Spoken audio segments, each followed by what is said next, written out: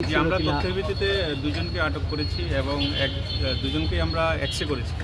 তো একজনের পেটে আমরা এক্সরে করে কিছু মাদক যেই সদৃশ কিছু আমরা জিনিসপত্র দেখতে পেয়েছি।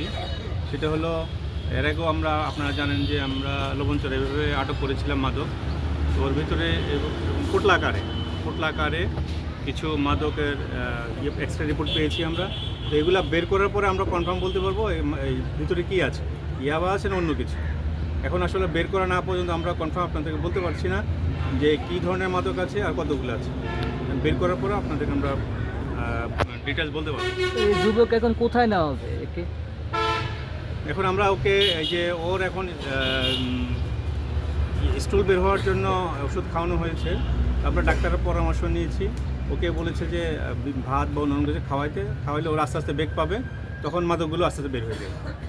এটা তো আর প্রেশার দিয়ে বের করা যাবে না, এটা একটা ন্যাচারাল প্রসেসে ওর যখন স্টুল বের হবে তখন মাদকগুলো বের হবে। কোথা থেকে আসছে আর যাবে কোথায়?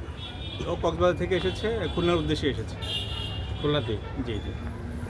দর্শক শুনছিলেন যে